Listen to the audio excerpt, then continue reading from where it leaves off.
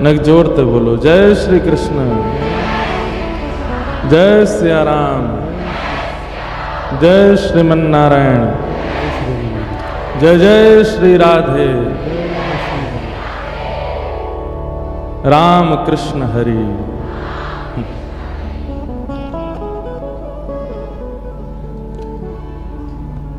अब कहना सुनना तो हम लोग कथा प्रारंभ होगी तब सब करेंगे।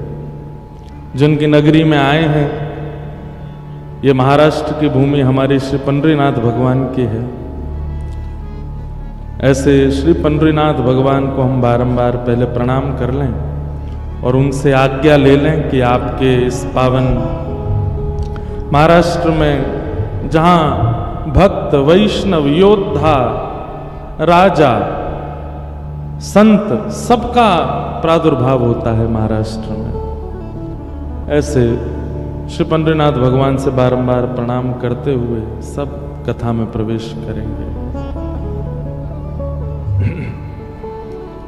विठ्ठल विठ्ठला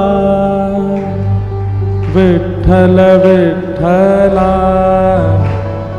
विठ्ठल विठ्ठल विठ्ठल विठ्ठल विठ्ठल विठ्ठला विठ्ठल विठ्ठला विठ्ठल विठ्ठला विठ्ठल विठ्ठल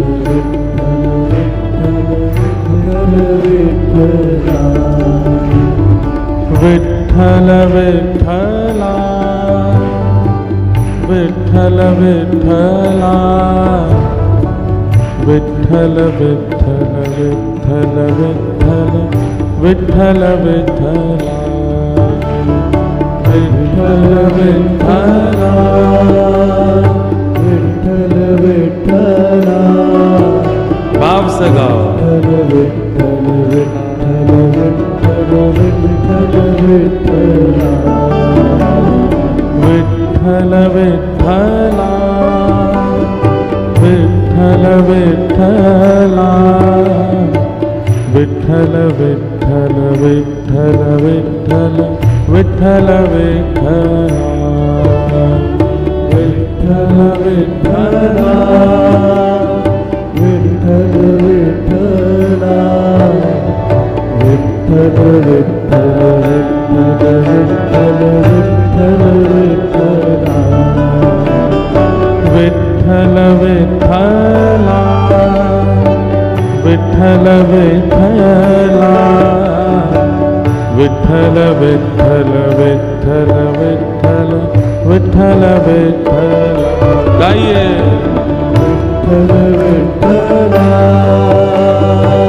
विठ्ठल विठ्ठला विठ्ठल विठ्ठल विठ्ठल विठ्ठल विठ्ठल।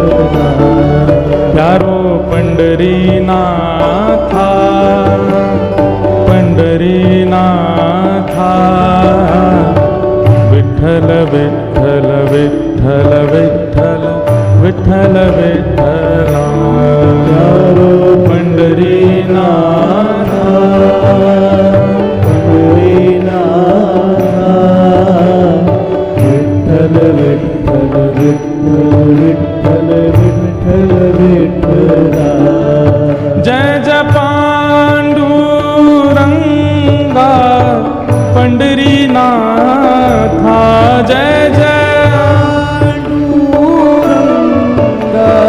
पंढरीनाथा जय जय पांडुरंगा पंढरीनाथा जय पांडुरंगा पंढरीनाथा जय जय पुरंदराचा पंढरीनाथा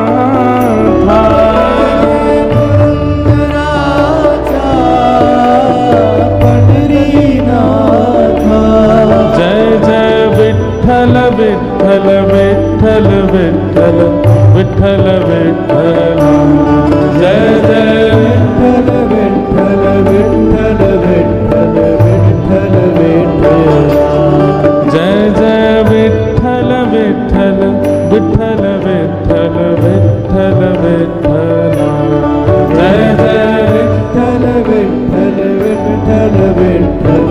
विठ्ठल आओ जय जय विठ्ठल विठ्ठला विठ्ठल विठ्ठला विठ्ठल विठ्ठल विठ्ठल विठ्ठल विठ्ठल विठ्ठला जय जय विठ्ठला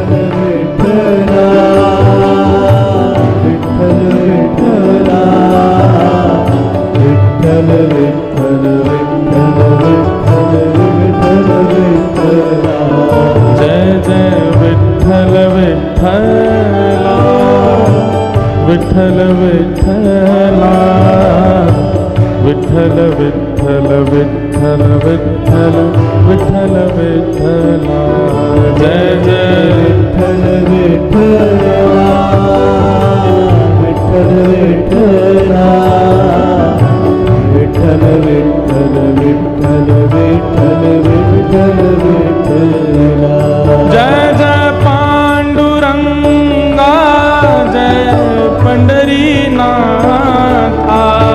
जय पांडुरंगा जय जय पंढरीनाथा जय जय पुरंदराचा जय जय पंढरीनाथा जय पुरंदराचा जय जय पंढरीनाथा जय जय विठ्ठल विठ्ठल विठ्ठल विठ्ठल विठ्ठल विठ्ठला जय जय विठ्ठल विठ्ठल विठ्ठल विठ्ठल विठ्ठल विठ्ठला जय जय विठ्ठल विठ्ठल विठ्ठल विठ्ठल विठ्ठल विठ्ठला जय जय विठ्ठल विठ्ठल विठ्ठल विठ्ठल विठ्ठल जय जय विठ्ठल विठ्ठला विठ्ठल विठ्ठला विठ्ठल विठ्ठल विठ्ठल विठ्ठल विठ्ठल विठ्ठला जय जय विठ्ठल विठ्ठला विठ्ठल विठ्ठला विठ्ठल विठ्ठल विठ्ठल विठ्ठल विठ्ठल विठ्ठला जय जय विठ्ठल विठ्ठला विठ्ठल विठ्ठला विठ्ठल विठ्ठल विठ्ठल विठ्ठल विठ्ठल विठ्ठला जय जय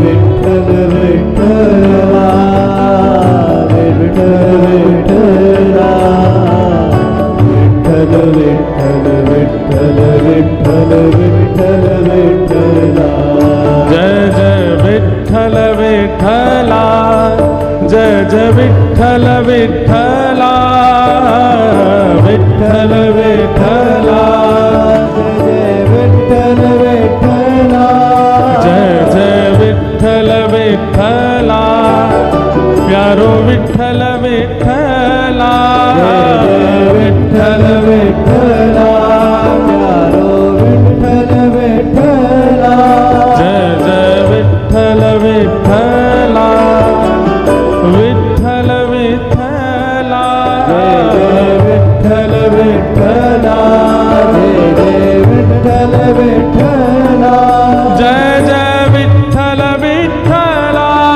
जय जय विठ्ठल विठ्ठला जय जय विठ्ठल विठ्ठला जय जय विठ्ठल विठ्ठला जय जय विठ्ठल विठ्ठला जय जय विठ्ठल विठ्ठला जय जय विठ्ठल विठ्ठला जय जय विठ्ठल विठ्ठला जय जय विठ्ठल विठ्ठला जय जय विठ्ठल विठ्ठला जय जय विठ्ठल विठ्ठला जय जय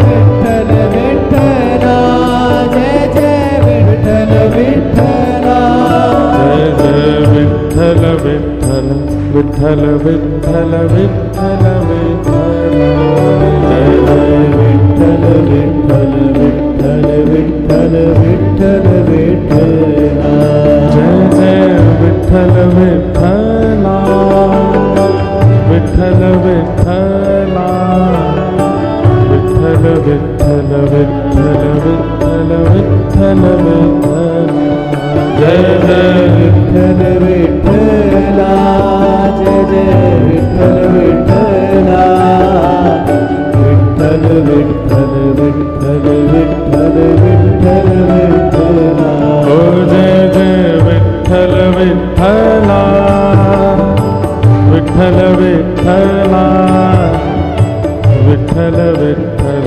विठ्ठल विठ्ठल विठ्ठल विठ्ठला जय जय विठ्ठल विठ्ठला विठ्ठल विठ्ठला विठ्ठल विठ्ठल विठ्ठल विठ्ठल विठ्ठल विठ्ठला राम कृष्ण हरि मुकुंद मुरारी राम कृष्ण हरि मुकुंद मुरारी जय जय राम कृष्ण हरि मुकुंद मुरारी जय राम कृष्ण हरि मुकुंद मुरारी पांडुरंग पांडुरंग पांडुरंग हरे पांडुरंग पांडुरंग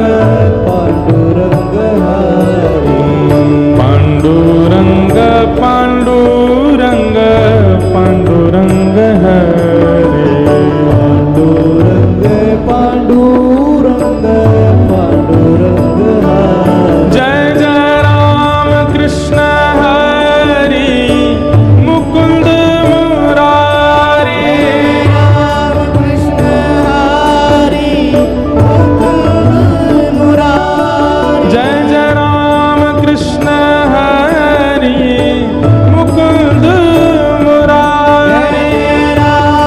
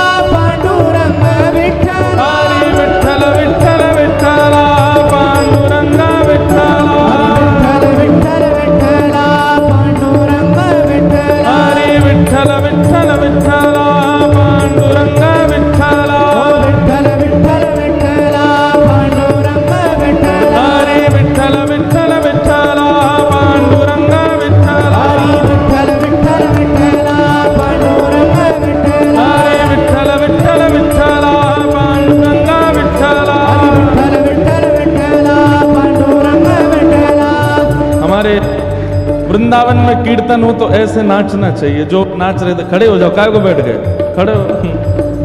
हमारे वृंदावन में ऐसे नाचते हैं, पर महाराष्ट्र में ऐसे नाचते हैं। रखो हाँ। जय विठ्ठल विठ्ठल विठ्ठला पांडुरंग विठ्ठला, विठ्ठल विठ्ठल विठ्ठला पांडुरंग विठ्ठला, हरी विठ्ठल विठ्ठल विठ्ठला पांडुरंग विठ्ठला, विठ्ठल विठ्ठल विठ्ठला पांडुरंग विठ्ठला। ऐसा लग रहा है जैसे कितने सारे विठ्ठल नृत्य कर रहे हैं एक साथ। विठोबा रखुमाई की, विठ्ठल विठ्ठल विठ्ठला पांडुरंग विठ्ठला, विठ्ठल विठ्ठल विठ्ठला पांडुरंग विठ्ठला, हरी विठ्ठल विठ्ठल विठ्ठला पांडुरंग विठ्ठला, विठ्ठल विठ्ठल विठ्ठला पांडुरंग विठ्ठला, हरी विठ्ठल विठ्ठल विठ्ठला पांडुरंग विठ्ठला, हरी विठ्ठल विठ्ठल विठ्ठला पांडुरंग विठ्ठला, हरी विठ्ठल विठ्ठल विठ्ठला पांडुरंग विठ्ठला, विठ्ठल विठ्ठल विठ्ठला पांडुरंग विठ्ठला, विठ्ठला विठ्ठला विठ्ठल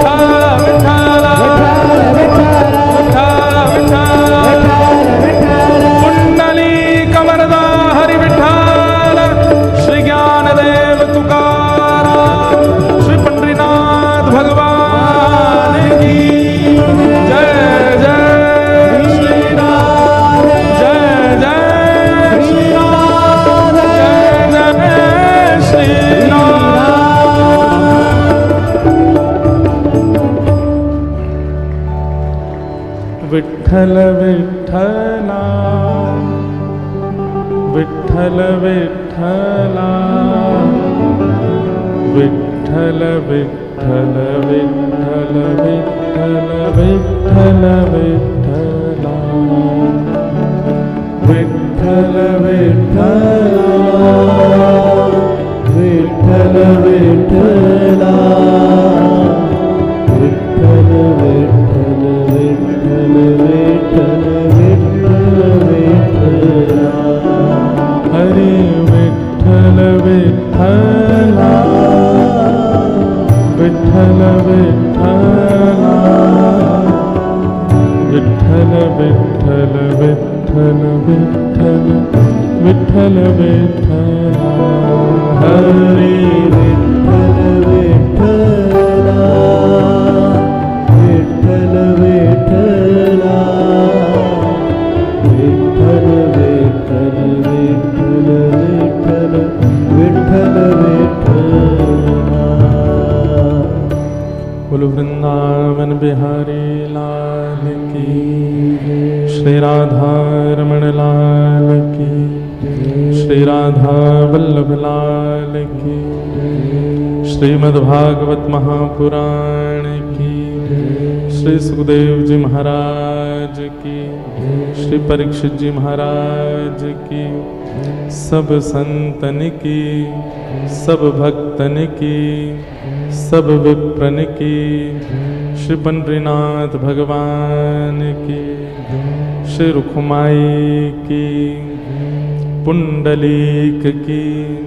जय जय श्री राम, जय जय श्री राम, जय जय श्री राम। नमः पार्वती पतये हर हर महादेव हर। प्यारे गिरधर लाल की जय।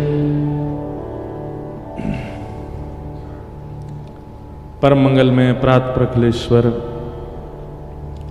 अकारण करुणा वृणालय भक्त वांछा कल्पतरु तड़िद्वत विनिंदित पीताम्बरधारी श्री बालकृष्ण लाल की, श्री पंडरीनाथ भगवान की, वांग्मयी शब्दमयी प्रतिमूर्ति हम आप सबके मध्य में विराजमान श्रीमद् भागवत महापुराण को बारंबार प्रणाम। मंच पर विराजमान समस्त विप्रवृंद, समस्त गंधर्वजन और आप सभी भुसावल महाराष्ट्र निवासी एवं आसपास जहां से भी आप सब श्रोता भाई बंधु मातृशक्ति बालक मित्र सखा सब लोग जो भी यहाँ आए हैं, सबको जय श्री कृष्ण। जय श्री कृष्ण। ठाकुर जी की बड़ी कृपा है। भारत में कुछ प्रांत ऐसे हैं, हमको तो सब जगह जाने का अवसर मिलता है ठाकुर जी की कृपा से, पर कुछ प्रांत ऐसे हैं जहां जाकर के मन बुद्धि तन चित्त सब प्रसन्न होते हैं। उन कुछ प्रांतों में एक प्रांत महाराष्ट्र है। हम आपको एक बात कह दें तो कोई अतिशयोक्ति नहीं, कि आज हम अपने माथे पर तिलक लगा करके जो घूम रहे हैं, हम जो वैष्णव वेश धारण करके घूम रहे हैं, हम जो शिखा रखते हैं और कथाएं जो कर रहे हैं, इन सब में बहुत बड़ा योगदान है महाराष्ट्र का।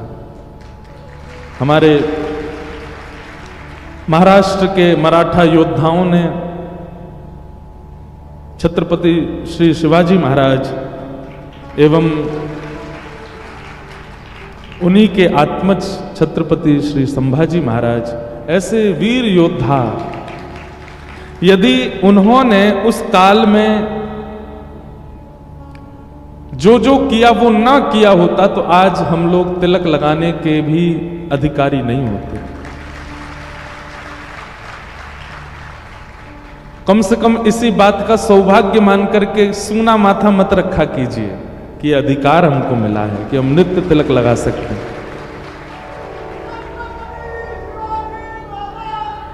जय हो।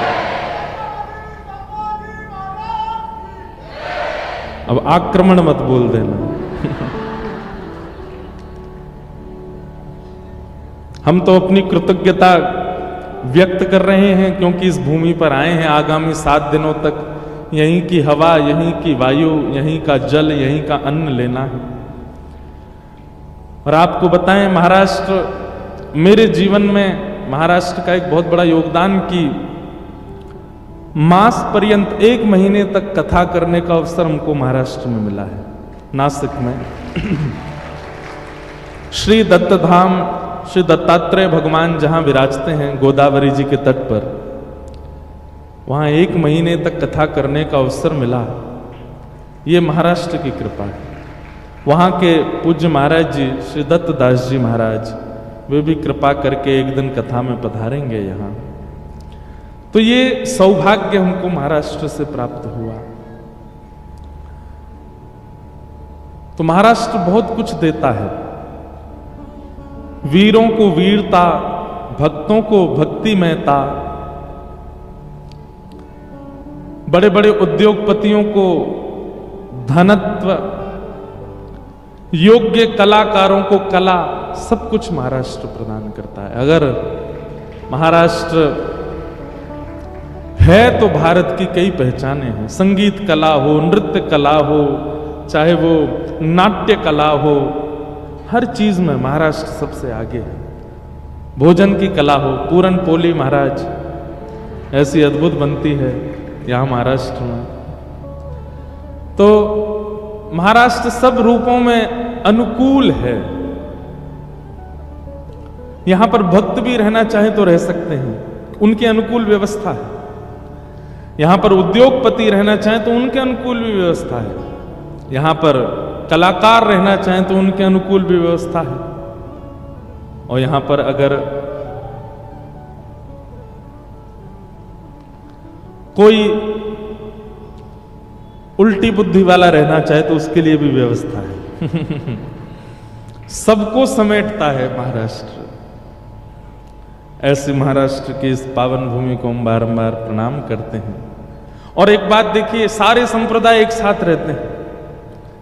शैव सबसे ज्यादा महाराष्ट्र में, शाक्त सबसे ज्यादा महाराष्ट्र में देवी अर्चन करने वाले, स्मार्त गणेश जी की वंदना करने वाले सबसे ज्यादा महाराष्ट्र में, वैष्णव पंडरीनाथ को भजने वाले सबसे ज्यादा महाराष्ट्र में, और कुछ रह गए वो तो आप लोग सोच लो। दत्त भगवान के उपासक सबसे ज्यादा महाराष्ट्र में, श्री कार्तिकेय भगवान के उपासक सबसे ज्यादा महाराष्ट्र में, और ऐसों को वंदन करने वाले जो भगवान भी नहीं है वो भी सबसे ज्यादा महाराष्ट्र में। सब प्रकार के लोग एक साथ महाराष्ट्र में रहते हैं। राम भक्त भी सबसे ज्यादा महाराष्ट्र में। अभी सौभाग्य है हम लोगों का कि इस नववर्ष ने भुसावल वालों को श्रीमद् भागवत की कथा उपहार में प्रदान की है। परसों हमारा नववर्ष प्रारंभ हुआ है, हम भारतीयों का नववर्ष प्रारंभ हुआ है, और आप सब भुसावल वालों को बड़ी कृपा करके ठाकुर जी ने कथा प्रदान की है इस नववर्ष में। रामनवमी आएगी, अभी नवरात्रि के पावन दिन चल रहे हैं, इसीलिए हम थोड़े बाबा जी से दिख रहे हैं। अब क्या करें, बाबा जी रहें चाहे लाला बन के रहें, हैं तो दोनों एक दूसरे के। बाबा के लाला की जय, लाला के बाबा की जय, बाबा लाला दोनों की जय। अभी अभी हमारे हाथ में यहाँ का जो निमंत्रण पत्र है वो आया, और सबसे मुख्य पृष्ठ पर हमारे प्यारे गिरधर लाल, और यहाँ भागवत कथा तिथि, और नीचे लिखा आयोजक प्रभु श्री जगन्नाथ। श्री जगन्नाथ महाप्रभु कथा के आयोजक हैं। कोई व्यक्ति विशेष इस कथा के आयोजक नहीं है, सब श्री जगन्नाथ जी को अर्पित किया गया है। और हमारे पूज्य श्री केलीकुंज वाले पूज्य श्री प्रेमानंद जी महाराज का भी चित्र यहां पर दिया गया है। संतों की बड़ी कृपा है महाराष्ट्र पर, हमें सौभाग्य मिला है। अभी 15 दिन का प्रवास पंजाब में परसों पूर्ण करके, अमृतसर और सुनाम में कथा करके, अब आगामी 15 दिनों के लिए महाराष्ट्र आए हैं। 7 दिन तो आप सबके साथ रहेंगे, और फिर यहाँ से सीधे जाएंगे हम पंढरपुर। वहाँ श्री पंडरीनाथ जी को प्रणाम करके फिर कोल्हापुर में 4 दिन का है, 4 दिन का भक्त चरित्र, वहाँ वैष्णव भक्तों के चरित्र, महाराष्ट्र के भक्तों के चरित्र, श्री जनाबाई जी, तुकाराम जी, नामदेव जी, एकनाथ जी, सबके जो जो चरित्र मन में आते जाएंगे, श्री पंडरीनाथ भगवान के मंगल भक्तों के चरित्र वहाँ सुनाने का अवसर मिलेगा। और फिर उसके बाद तो कथाओं के क्रम है, फिर हम नासिक में फिर आ रहे हैं, जहाँ यहाँ से शायद 3 घंटे का रास्ता है नासिक का। तो श्री दत्त धाम में 1 महीना तो इस बार बहुत प्रयास तो कर रहे हैं कि कैसे भी हम समय निकाल पाएं, 1 महीने फिर से वहां रुकने का अवसर मिले। पर सप्ताह ब्रजरस चर्चा, भागवत जी नहीं है, ब्रज के रसिकों की और ब्रज के रस की चर्चा श्री गोदावरी जी के तट पर 8 से 15 मई तक, मई ना 8 से 15 मई नासिक में फिर रहेंगे। परम आनंद परम सुख मिल रहा है आप सबके बीच आकर के। कथा के प्रारंभ में हमारे एक पंडित जी महाराज को श्री जगन्नाथ जी ने कुछ प्रसाद प्रदान कर दिया। कोई आपत्ति विपत्ति आनी होगी तो श्री ठाकुर जी ने एक ही व्यक्ति को ही सबके रूप में थोड़ा प्रसाद दिया है। कई बार ऐसा होता है, देखो एक बात हम आपसे कहें, कई बार बहुत भजनानंदी व्यक्ति को ही ठाकुर जी पकड़ते हैं, कई बार बहुत नियम से रहने वाले व्यक्ति को ही ठाकुर जी छेड़ते हैं।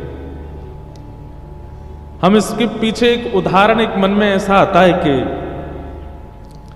क्लास में जो बच्चा फेल ही होता रहता है, अगर वो फिर से फेल हो जाए तो टीचर उसको फिर कुछ ना तो डांटता है ना मारता है, क्योंकि टीचर को पता है कि ये फेल ही रहता है। लेकिन जो अव्वल आने वाला बच्चा है, जो सबसे बढ़िया है, अगर उसका 1 मार्क्स भी कम आता है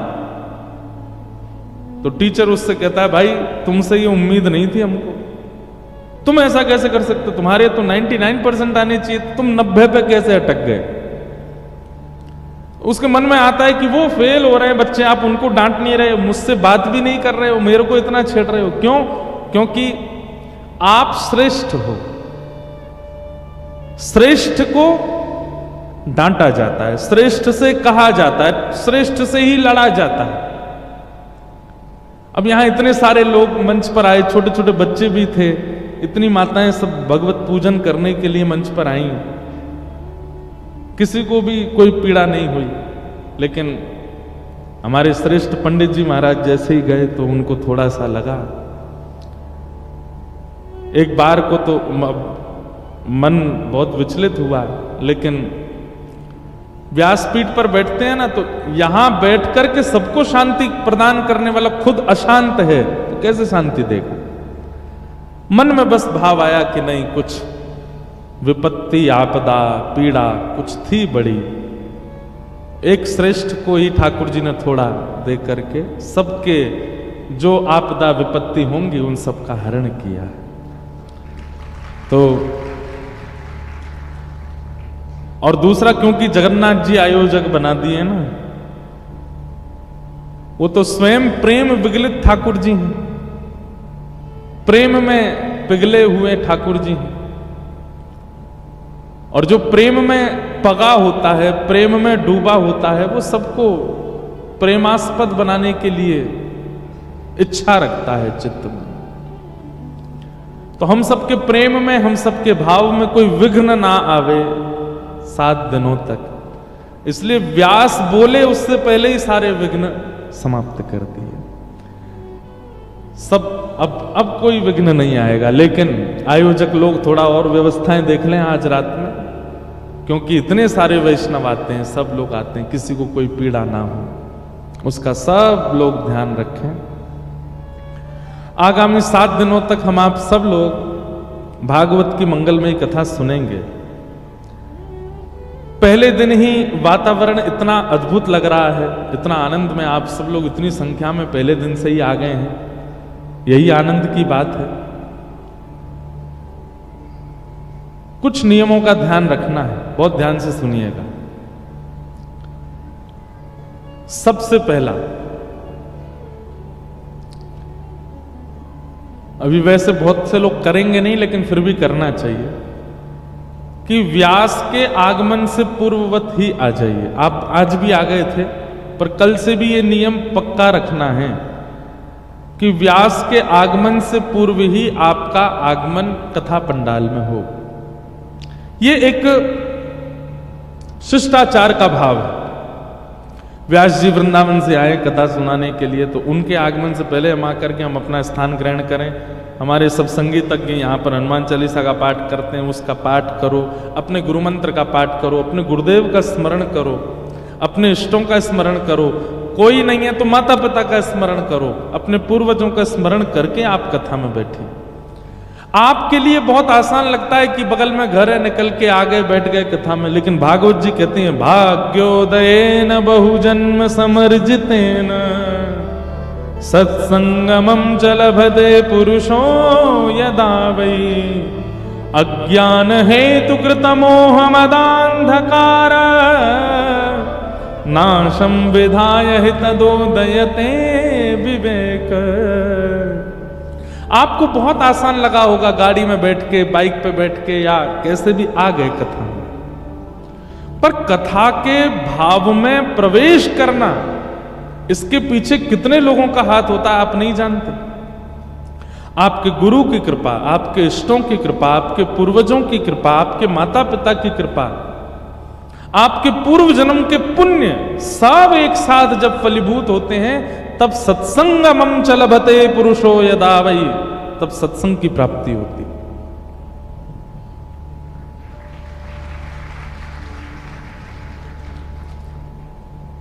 जरूरी नहीं हर बात पर ताली बजे, सुन लीजिए, हम समझ जाएंगे कि आप सुन रहे हो कि नहीं। पर इसमें एक बात का मैं संशोधन करना चाहता हूं। कई बार कथा में तो बहुत लोग आ जाते हैं, पर सुनने वाला हर कोई नहीं होता। हजारों की तादाद में, लाखों की तादाद में लोग कथा में आ जाते हैं, पर सुनने वाले 100 ही हैं, सुनने वाले 500 ही हैं, सुनने वाले 1000 ही हैं। जो कथा श्रवण करके सुन रहा है, समझ रहा है और परिवर्तित हो रहा है, वही श्रोता है। उसी के इष्ट की कृपा है, उसी के गुरु की कृपा है, उसी के पूर्वजों की कृपा है। विद्यार्थी तो हजारों जाते हैं विद्यालय में, पर श्रेष्ठ विद्यार्थी गिनती के ही होते हैं जो पढ़ाई में अच्छे होते हैं। क्लास में तो बहुत सारे बच्चे बैठते हैं, पर एग्जाम पास आउट करने वाले कुछ ही होते हैं। ठीक वैसे ही कथा में भीड़ कितनी ये बड़ी बात नहीं, सुनने वाले कितने। और जो सुन रहा है, जो समझ रहा है और जो लागू कर रहा है जीवन में, उसके इष्ट की कृपा है, उसके पूर्व जन्म का भाग्य उदित हुआ है, उसके गुरु की कृपा हुई है, उसके पिता माता की कृपा है। इसलिए परिवर्तन की इच्छा से यदि कथा में आते हैं, भगवत दर्शन की इच्छा से कथा में आते हैं, जीवन सुखद और अनमोल है ऐसा मान करके कथा में आते हैं, तो पूर्व आइए, अपने गुरु को प्रणाम, अपने इष्ट को प्रणाम, अपने माता पिता को प्रणाम, अपने गुरु मंत्र का जप, हनुमान जी को प्रणाम, क्योंकि मुख्य श्रोता भागवत जी के, रामायण के हनुमान जी।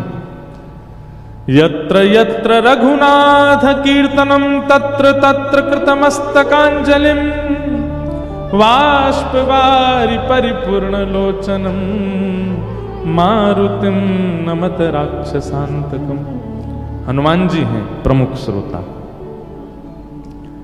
उन सबको वंदन कीजिए, पहला नियम। दूसरा नियम, पहले दिन जहां बैठे हैं प्रयास कीजिए 7 दिन तक वहीं बैठो। कई बार क्या होता है, इधर देखो, माताएं कह रही हैं देख मेरी जगह है, यहां मत बैठ जाना। हमारी बात सुनो, उसके पीछे कारण क्या है? वक्ता कई बार आपसे आई कांटेक्ट करता है, कई बार आपको देखता है, और ऐसा मैंने अनुभव किया है कि व्यास मंच पर बैठ के जैसी कथा प्रारंभ होती है ना, वक्ता और श्रोता एक दूसरे के मन के भाव समझने लग जाते हैं। अब श्रोता यदि स्थान परिवर्तित करता रहता है, इधर उधर कहीं भी बैठता रहता है, तो वक्ता से उसका जो कांस्टेंट एक लगाव है वो नहीं बन पाता। इसलिए स्थान एक ही रखिए। कई बार आप बेमन से कथा सुन रहे हो, लेकिन स्थान एक ही चुना 7 दिन तक, तो भी कथा बहुत हद तक आपके चित्त में चली जाएगी। इसलिए स्थान मत छोड़िएगा। आसन का, स्थान का बहुत महत्व है।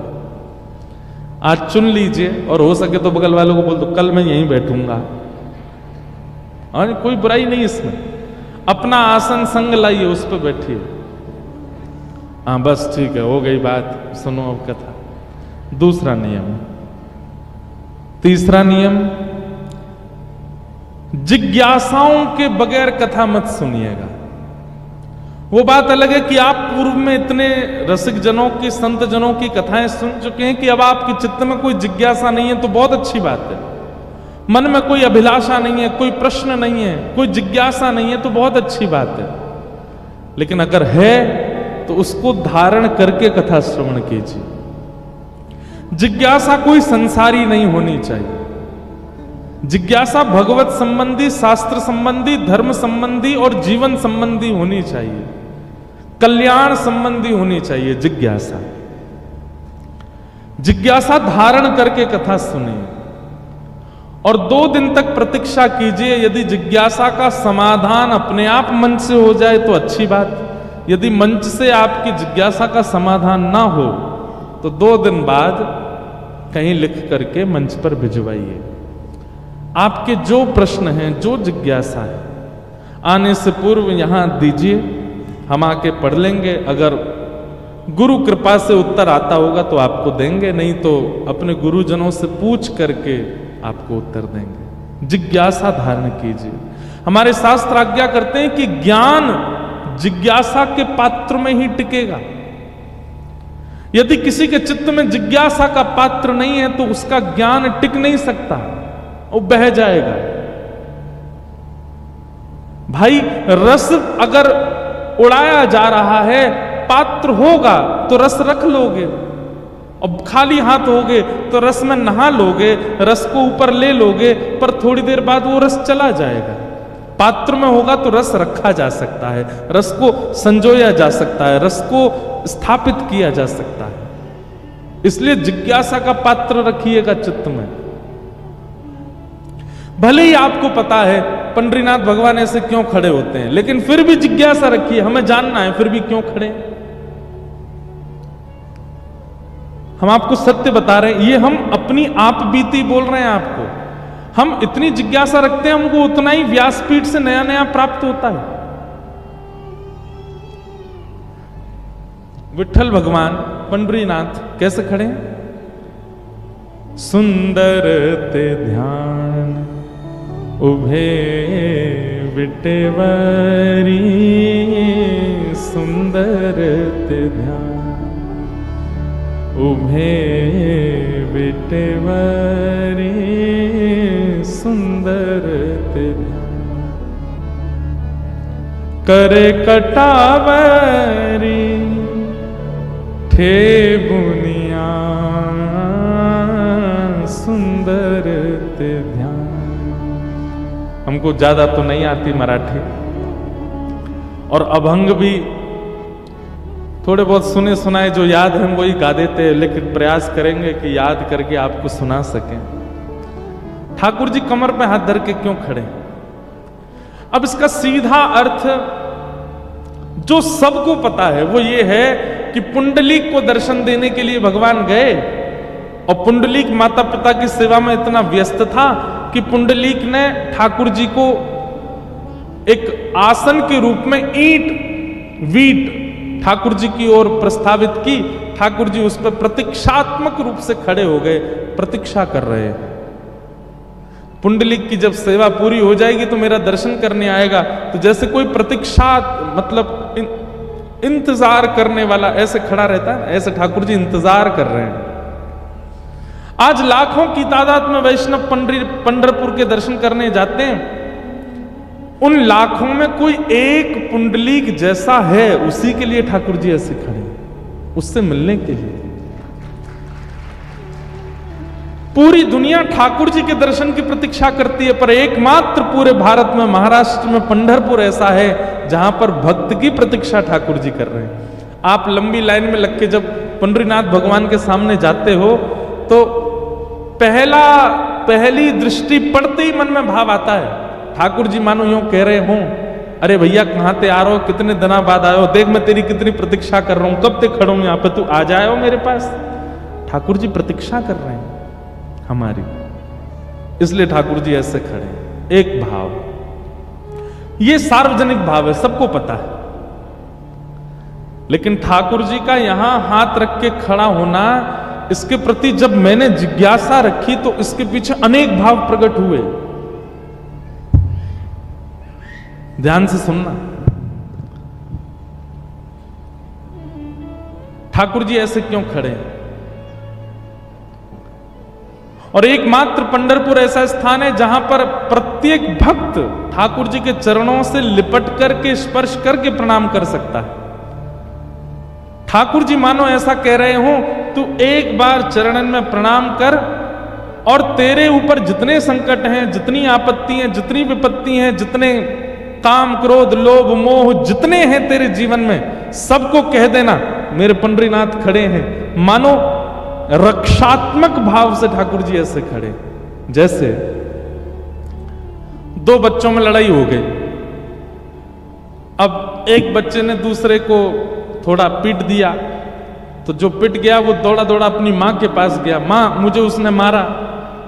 तो उसकी मां बाहर निकल के आती है, तो वो कैसे आती? ऐसे ही आती है, रुक जा मैं बताती हूं तुझे, तैने इसको हाथ कैसे लगाया, तू जानता नहीं है ये मेरा बेटा है।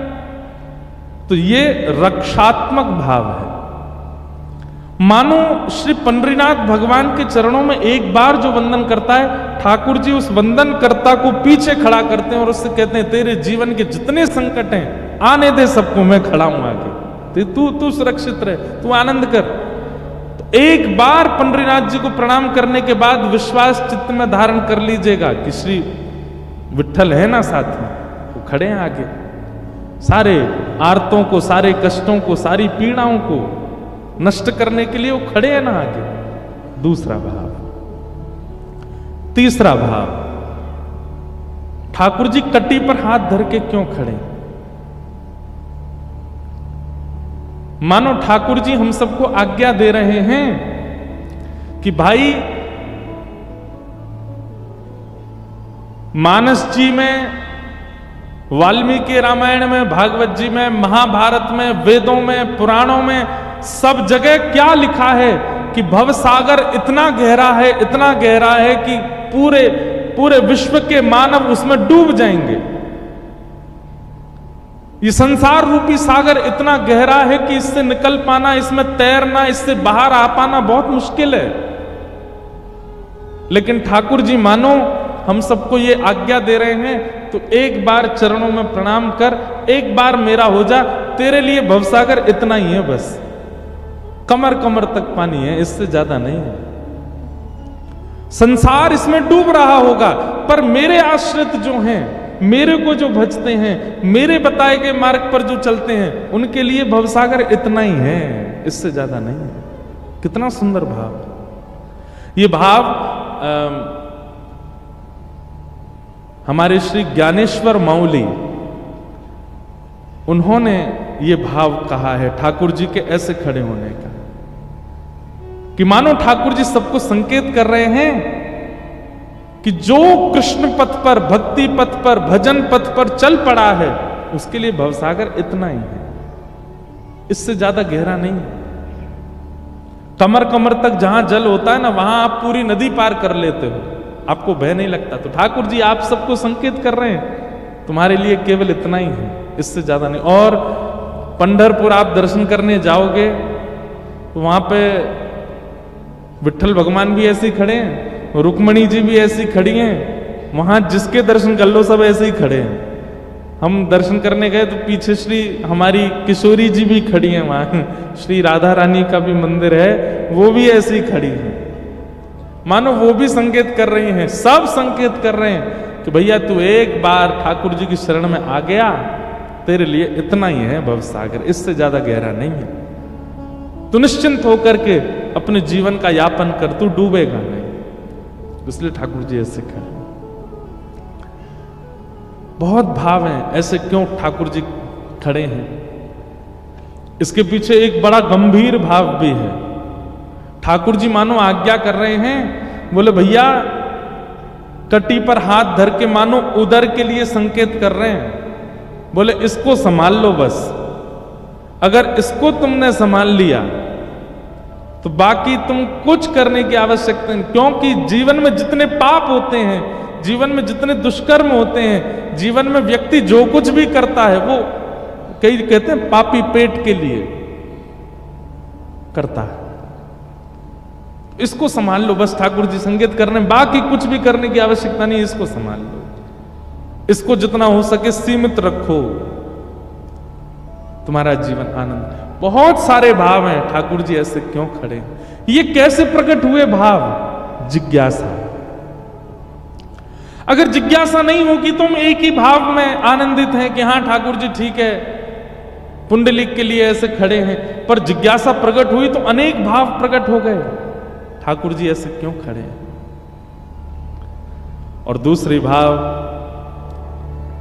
हमारे रास में जब वृंदावन में ठाकुर जी रास करते हैं तो किशोरी जी नृत्य करती हैं उर्ध बाहु होकर के, दोनों भुजाएं आकाश की ओर, और श्री ठाकुर जी नृत्य करते हैं कटी पर धारण करके। और रास में ठाकुर जी का आगमन इसी प्रकार से ही होता है। तो एक प्रकार से रास रासेश्वर भगवान का दर्शन आपके महाराष्ट्र में श्री पंढरपुर में है, पंढरीनाथ भगवान ये रास रासेश्वर हैं, रास कर रहे हैं। इस प्रकार के ही भाव हैं। तो जिज्ञासाएं रखिएगा चित्त में। बिना जिज्ञासा के कथा में यदि आप बैठे हैं तो कहीं ना कहीं आप ज्ञान को समेट नहीं पाओगे। पूछिए, व्यास मंच पर अपना प्रश्न जिज्ञासा पूछिए, पर हां प्रश्न ऐसा होना चाहिए हमको भी कुछ बताने में मिले, आपको कुछ सुनने में मिले, और जितने लोग बैठे हैं इन सबको भी कुछ प्राप्त हो। ऐसा प्रश्न नहीं हो जिसमें कोई सार ना हो, सार युक्त प्रश्न हो। जिज्ञासाएं रखिएगा। और अंतिम नियम कथा सुनने का एक ही है, ये कर्ण पिशाचनी को बंद रखिएगा। ये कान वाला जो एक पिशाचनी सबके पास है, इसको बस कथा में प्रयोग मत कीजिएगा।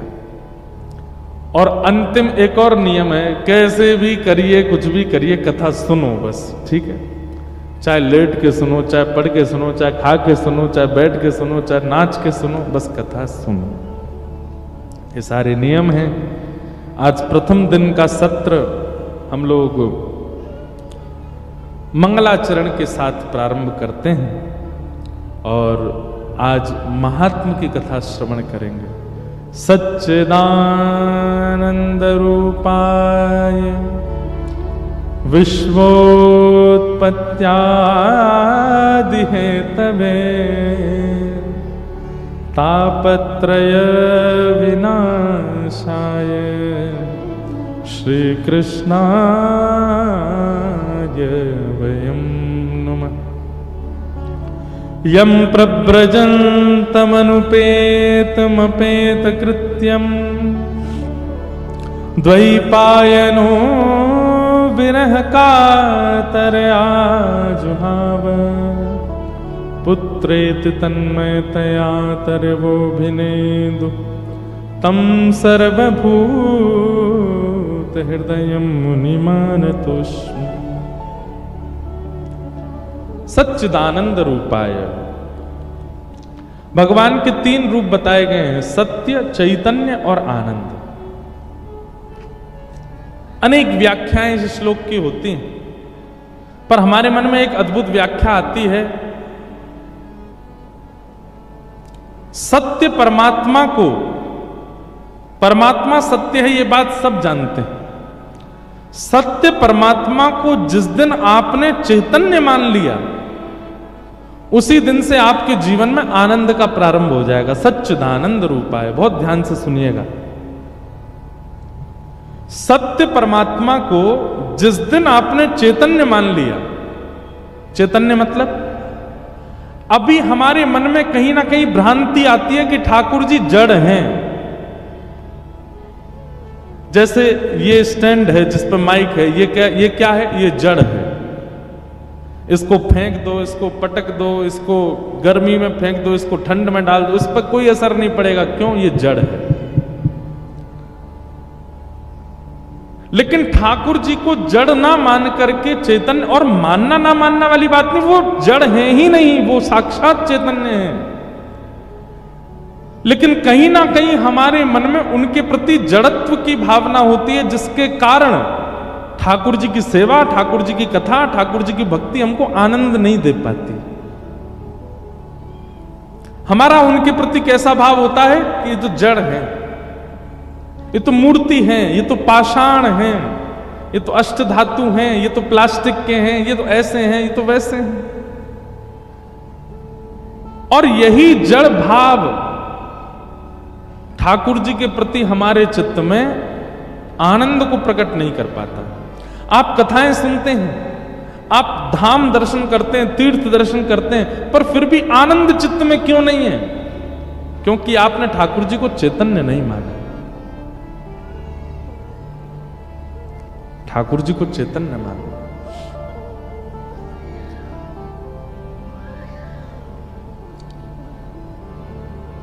श्री तुकाराम जी महाराज, श्री नामदेव जी महाराज, इन्होंने ठाकुर जी को जड़ नहीं माना, चैतन्य माना। श्री भक्तिमती मीराबाई, ठाकुर जी उनके लिए जड़ नहीं है, चैतन्य है। सब लोग इधर देखो, इधर देखो, यहां देखो, कथा सुनो।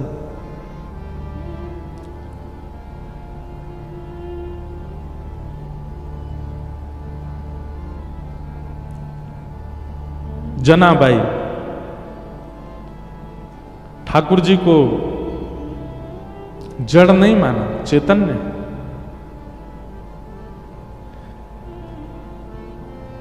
ये भावना ही चैतन्य की आनंद प्रदान करती है।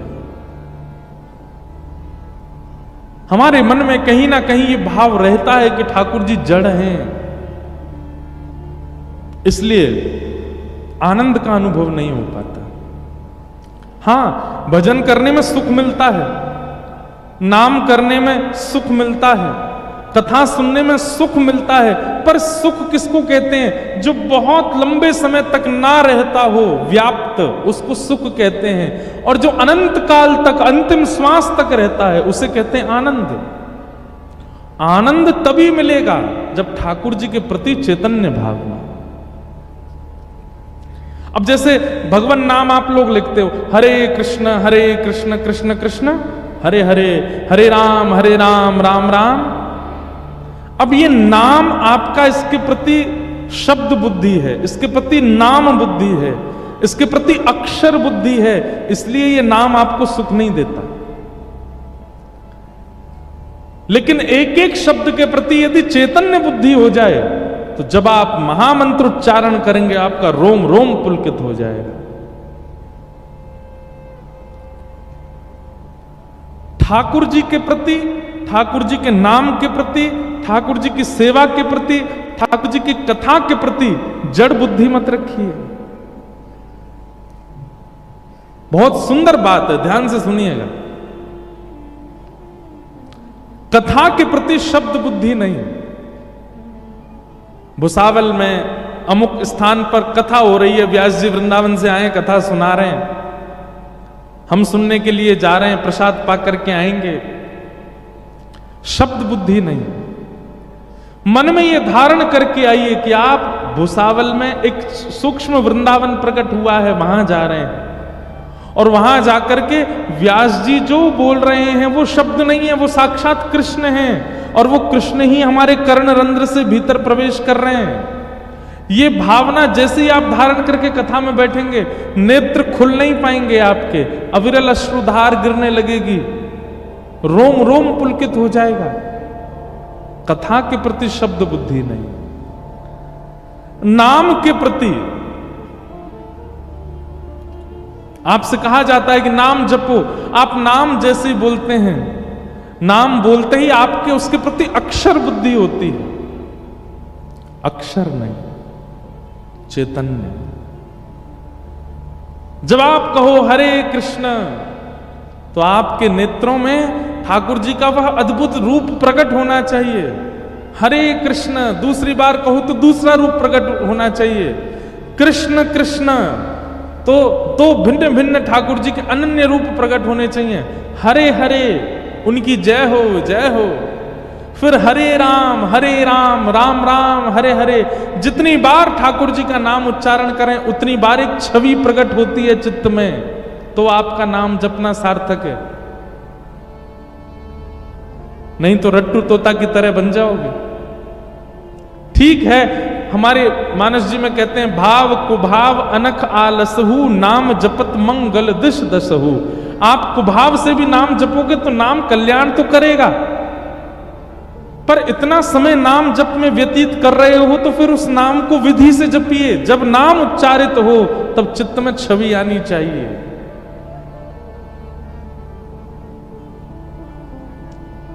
तब चित्त में स्वरूप आना चाहिए।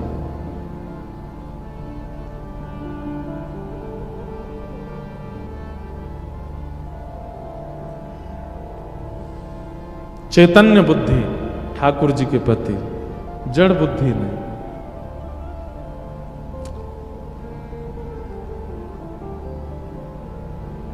आप लोग कहते हैं, कई बार लोग मिलते हैं, महाराज जी सेवा का कोई नियम बताइए। हम ये कहते हैं, ठाकुर जी को जिस दिन आप चैतन्य मान लेंगे, उस दिन आपको किसी से पूछने की आवश्यकता नहीं है कि सेवा का नियम क्या है। चैतन्य स्वरूप ठाकुर जी का अपने आप सेवा कराएगा आपसे। वह व्यवहार, वह स्वभाव ठाकुर जी के प्रति जो आपका बन गया, वो अपने आप आपसे सेवा निवृत्त आपको सेवा में पहुंचाता रहेगा।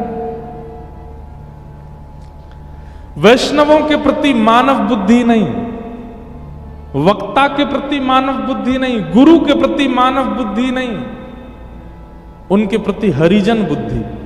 ये ठाकुर जी के जन हैं, ये ठाकुर जी ही हैं, ऐसी भावना चित्त में आ जाए।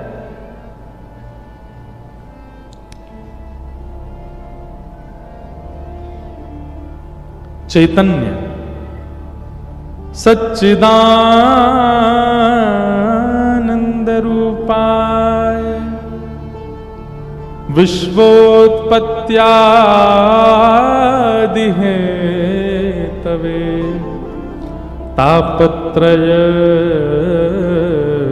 विनाशाय श्री कृष्णाय वयं नमः। नामदेव जी महाराज रोज विट्ठल भगवान का दर्शन करने जाते थे। अब ये स्वाभाविक है कि महाराष्ट्र में आए हैं तो विट्ठल भगवान की याद तो रोज ही आएगी मुझको, इसके लिए मुझे रोकिएगा नहीं। क्यों रोकेंगे, आप लोग तो सब यहीं के हो। पर फिर भी कोई कहे यहां से तो बहुत दूर है। भैया प्रेम जब होता है ना तो वो देश भी अच्छा लगता है जहां प्रेमी रहता है। प्रेम जब होता है ना तो उस नगर में पहुंच जाना भी अच्छा लगता है जिस नगर में प्रेमी रहता है। प्रेम जब होता है, प्रेमी भले ही ना दिखे लेकिन उसके घर का रास्ता ही अच्छा लगता है कि ये रास्ता कितना सौभाग्यशाली मेरे प्रेमी के यहां जाता है। प्रेम जब होता है तो प्रेमी को यदि गुलाब प्रिय तो हमको कहीं गुलाब दिख जाता है, हमको अच्छा लगने लगता है। प्रेमी को यदि नीला रंग प्रिय, हमको कहीं नीला दिख जाता है तो उससे प्रेमी की याद आने लगती है। भले ही यहां से पंढरपुर बहुत दूर है पर है तो ये उन्हीं का ही नगर, उन्हीं का ही क्षेत्र है महाराष्ट्र।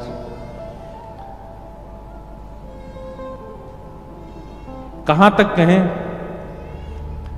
जब प्रेम होता है तो वायु के प्रति भी ऐसी भावना होने लगती है कि निश्चित ही ये वायु उसका स्पर्श करके आई होगी और मैं इसको ग्रहण कर रहा हूं।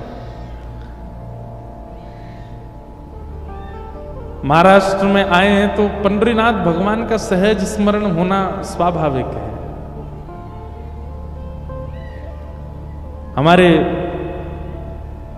श्री भाई जी बोलते हैं, चलवा पिया के देश, चलवा पिया के देश, सजनी चलवा पिया के देश, ओ सजनी चलवा पिया के देश, ओ सजनी चलवा पिया के देश, ओ सजनी चलवा पिया के देश। ये देश महाराष्ट्र पंढरीनाथ जी का है। यहाँ उनका सहज स्मरण होना स्वाभाविक है। ऐसा लगता है यहाँ बहने वाली वायु उन्हीं को छू करके आई है, इसलिए उनका स्मरण कराती है। जहाँ नहीं मोह ममता की रजनी, जहाँ नहीं मोह ममता की रजनी, जहाँ न बिछो है कलेश, जहाँ न बिछो है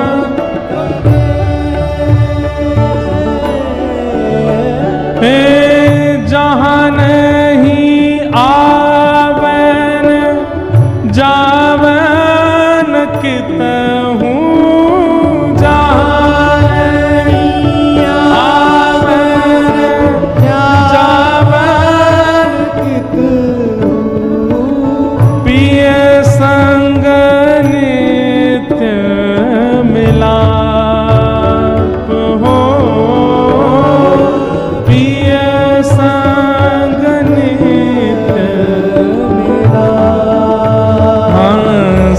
सजनी चलवा पिया के देश। ओ सजनी चलवा पिया के देश। चलवा पिया के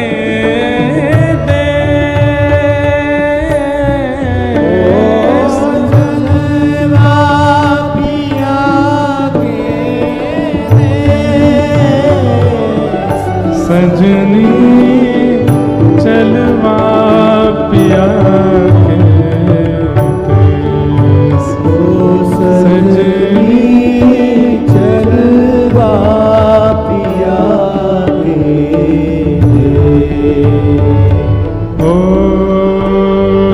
जहाँ नहीं होत अंग संग कबहू, नहीं होत अंग संग कबहू, मिले रहे दिन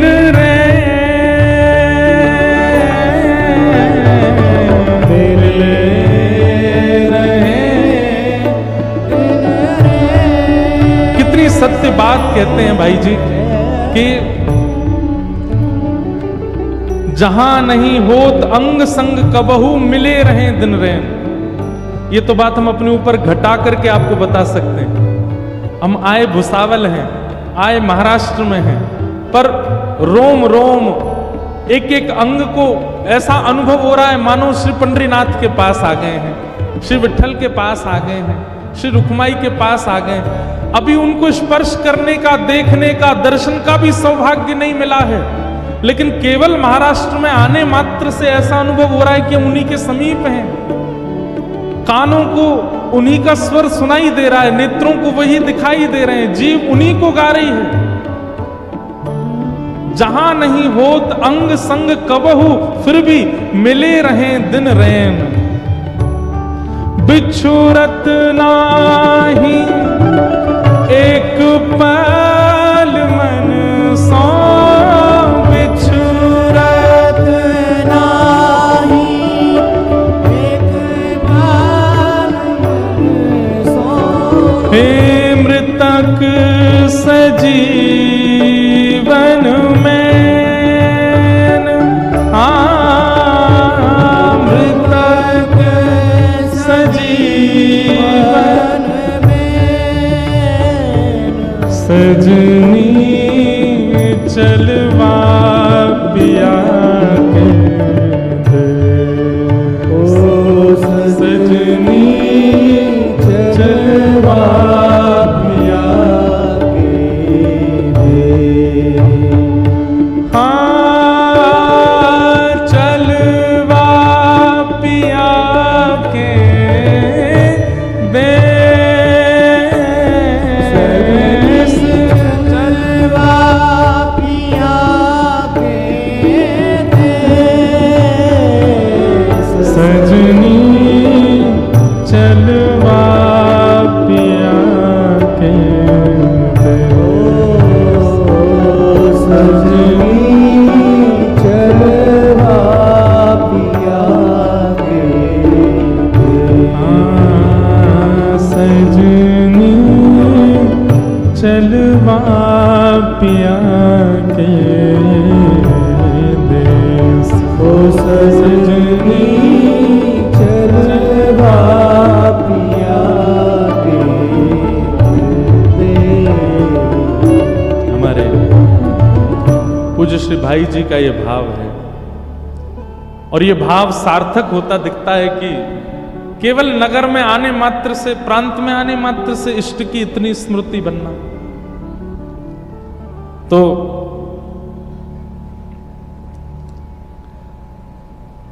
श्री नामदेव जी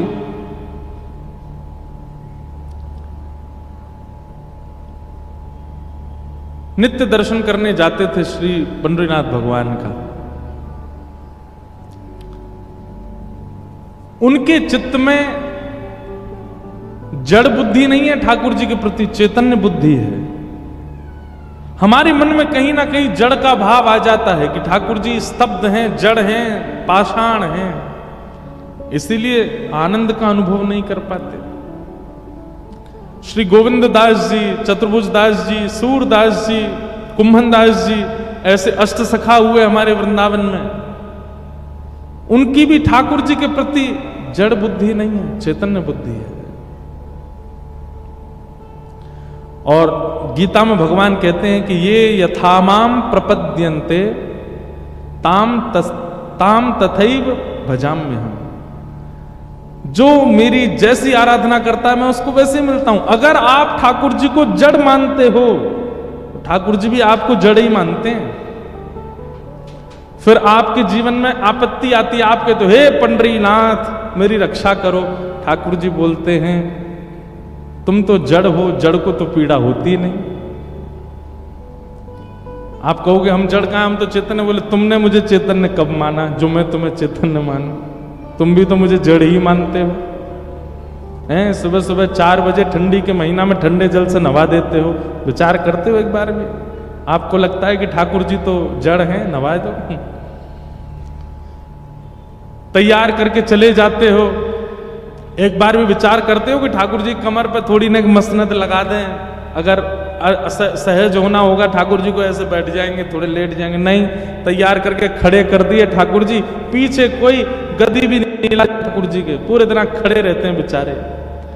रात में सुवाने से पहले सीधे ठाकुर जी को तकिया पे पड़ा दिए।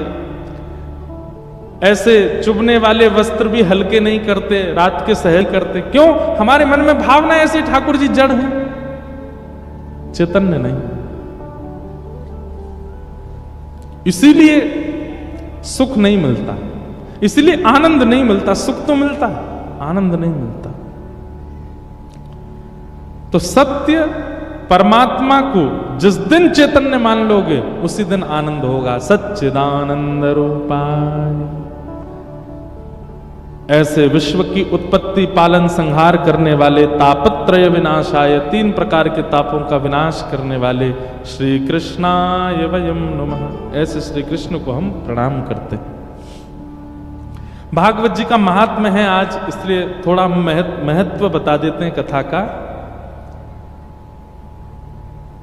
88,000 सौनकादि ऋषि नैमिषारण्य क्षेत्र में मानव कल्याण के लिए यज्ञ कर रहे थे।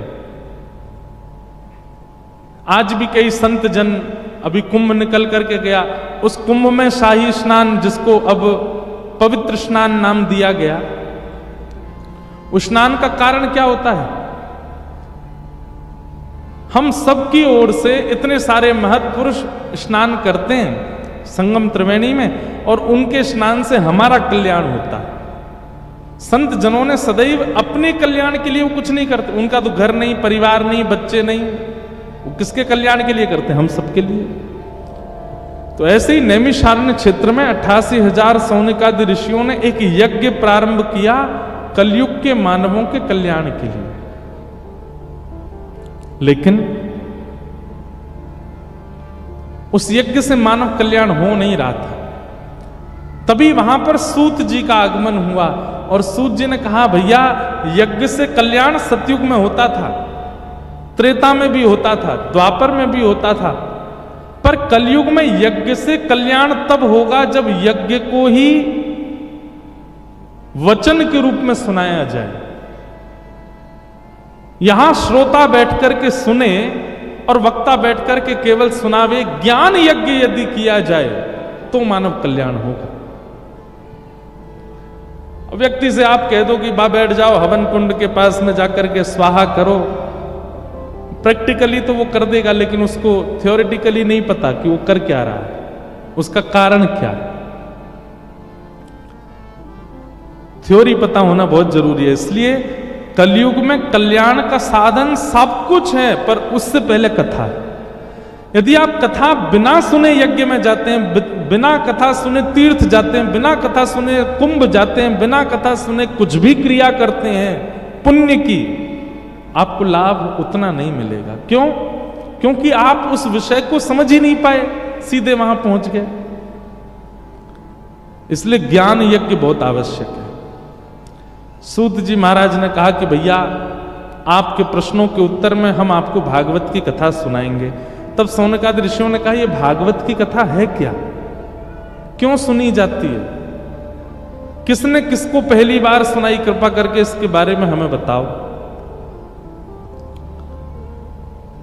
तब सूत जी महाराज बोले सबसे पहले ये भागवत की कथा सनक सनंदन सनातन सनत कुमारों ने नारद जी को सुनाई। भगवान का प्रथम अवतार है, 24 अवतारों में सबसे पहला अवतार भगवान का कौन सा है? सनक सनंदन सनातन सनत कुमार। ये 4 रूप हैं पर एक ही अवतार माने जाते हैं, इनको सनत कुमार कहा जाता है। सनत कुमारों ने भागवत की कथा श्री नारद जी को सुनाई। सौनकादि ऋषि कहने लगे नारद जी तो एक जगह स्थिर होकर बैठते नहीं है, फिर 7 दिन उन्होंने कथा कैसे सुन ली? कृपा करके हमको विस्तार से बताइए, और इस कथा को सुनने से नारद जी को लाभ क्या हुआ, कृपा कर वो भी बताइए।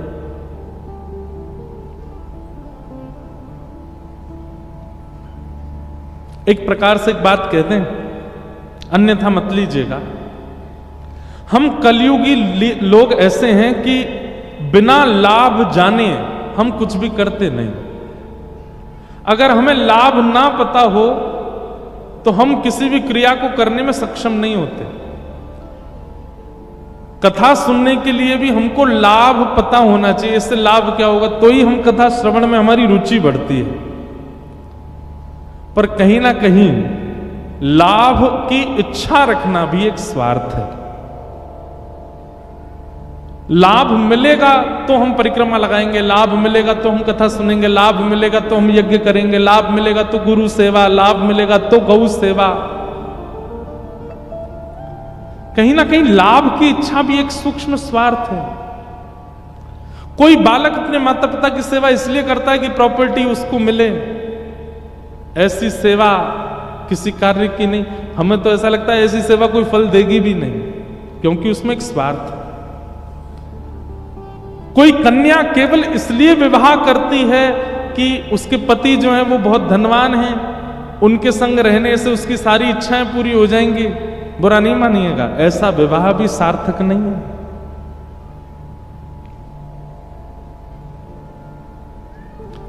किसी प्रयोजन से किया गया क्रिया, वो क्रिया शुद्ध नहीं मानी जाती। कभी कभी बिना प्रयोजन के भी होना चाहिए। कहीं ना कहीं महात्म की इच्छा एक प्रकार से सूक्ष्म स्वार्थ है कथा सुनने के पीछे। लेकिन अब क्योंकि ये नियम बन चुका है कि पहले दिन महात्मा सुनाया ही जाता है, इसलिए हम सुना रहे हैं। परंतु आप सब लोगों से हम एक बात कहेंगे कि महात्मा में जो इच्छाएं जो बताया गया कि भागवत से होता क्या, वो सुन तो लीजिएगा, लेकिन फिर भी पूरी 7 दिन की कथा निष्काम भाव से सुनिएगा, कोई कामना नहीं, किसी कामना से मत सुनिएगा। नारद जी महाराज पृथ्वी पर भ्रमण कर रहे थे। क्यों सुनी नारद जी ने कथा? सुनी। पृथ्वी पर भ्रमण करते करते नारद जी वृंदावन गए। तब वृंदावन में नारद जी ने एक आश्चर्य देखा। परम सुंदरी युवती बैठी है और उसकी गोद में 2 वृद्ध लेटे हैं। नारद जी ने पूछा, हे युवती, ये कैसा विचित्र दृश्य है कि एक युवा कन्या की गोद में 2 वृद्ध? मैं इस भेद को समझ नहीं पा रहा हूं, मुझे थोड़ा बताओगी आप कौन हो? तब उसने बताया, अहम भक्तिर्तिख्याता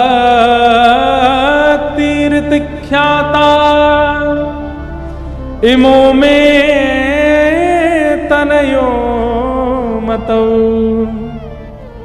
ज्ञान वैराग्य नामानो कालयोगेन जरो।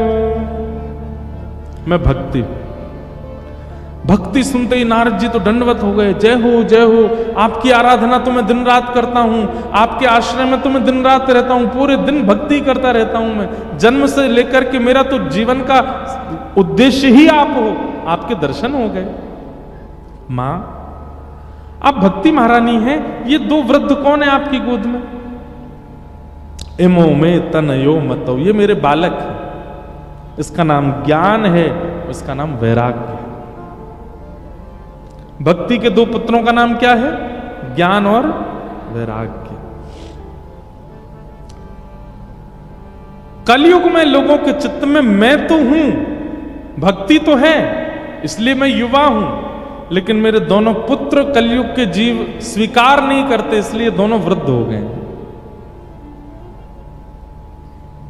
एक बात याद रखिएगा बंधुओं, भक्ति अगर बहुत सरल स्वभाव वाली आपके चित्त में है तो केवल भक्ति से आपका कल्याण हो जाएगा। समझिएगा, लिखने वाली बात बोल रहे हैं हम। मन में चतुराई नहीं है, मन में छल नहीं है, मन में कपट नहीं है, मन में ईर्ष्या नहीं है, द्वेष नहीं है, राग नहीं है, काम नहीं है, क्रोध नहीं है, तो अकेली भक्ति ही आपको भगवत प्राप्ति करा देगी। आप अत्यंत सरल हो, सहज हो, और हमारी ब्रज की भाषा में कहें तो भोंदू हो, तो अकेली भक्ति आपका कल्याण कर देगी। लेकिन तनिक चतुराई यदि चित्त में है, तनिक काम यदि चित्त में है, तनिक लोभ यदि चित्त में है, तनिक ईर्ष्या यदि चित्त में है, तो ज्ञान और वैराग्य का संग आपको करना पड़ेगा, तब भक्ति कल्याण करेगी, नहीं तो नहीं। और एक बात हम स्पष्ट रूप से कह सकते हैं, मंच पर बैठे मुझसे लेकर के और पीछे खड़े भैया तक, और पीछे काय को देख रहे हो, इधर देखो, हम एक बात बता रहे हैं, मुझसे लेके उन तक एक भी व्यक्ति यहां ऐसा नहीं है जो बहुत सीधा, बहुत सरल है, बहुत सहज है, बहुत भोंदू है। हम सब चतुर हैं, हम सबके चित्त में सूक्ष्म छल है, कपट है, काम है, ईर्ष्या है, द्वेष है, अभिनिवेश है, ममता है। हम आप सबका कल्याण अकेली भक्ति से नहीं हो पाए। हमें ज्ञान की भी आवश्यकता है और हमें वैराग्य की भी आवश्यकता है।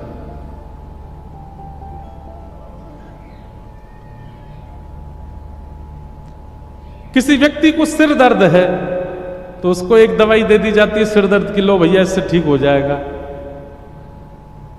लेकिन उसको यदि गंभीर माइग्रेन की बीमारी है, उसकी नस में कोई सर्वाइकल की दिक्कत है, आदि आदि, तो सामान्य सिर दर्द से काम, दवाई से काम चलेगा नहीं, उसको फिर 4-5 दवाइयां देनी पड़ेंगी, उसको कुछ काढ़ा भी बना के देना पड़ेगा, उसको और भी बहुत सारी चीज, तब जाके उसका दर्द ठीक होगा। तो हम सब जो हैं, हम सब तो माइग्रेन वाले हैं, नॉर्मल सिर दर्द नहीं है हमारे। एक गोली भक्ति से हमारा काम होना नहीं है, हमें तो ज्ञान भी चाहिए, वैराग्य भी चाहिए। 3 गोली सहित लेंगे तभी कल्याण होगा। या तो सत्संग के माध्यम से अपने चित्त के प्रकट हुए समस्त विकारों को समाप्त कर लीजिए, सहज हो जाइए, तो केवल भक्ति कल्याण कर देगी। लेकिन यदि चित्त में बाकी के भी दोष हैं तो फिर ज्ञान और वैराग्य के बिना भक्ति अकेली कार्य नहीं कर पाएगी। समझ रहे हैं ना हमारी बात?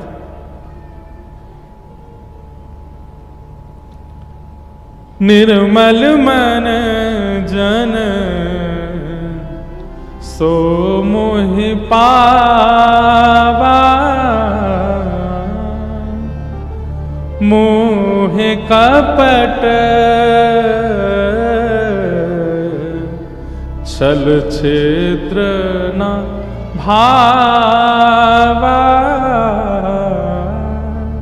मोह कपट छल छिद्र न भावा, ठाकुर जी कहते हैं, निर्मल मन जन सो मोहि पावा।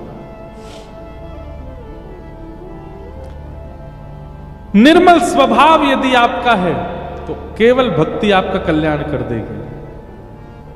लेकिन मन में छल है, मन में कपट है, तो अकेली भक्ति से कल्याण नहीं, ज्ञान की आवश्यकता है, वैराग्य की आवश्यकता है। हमारे श्री पंढरपुर में एक भक्त हुए, उनका नाम था दामाजी पंत। क्या नाम था? श्री दामाजी पंत। एक राजा के, एक बादशाह के सूबेदार थे, आज की भाषा में कहें तो एक तहसील के रक्षक थे।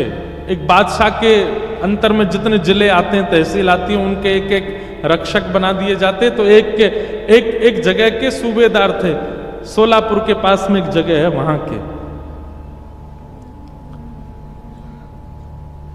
एक बार अकाल पड़ा और उस अकाल के कारण लोगों के लिए भोजन की व्यवस्था नहीं थी।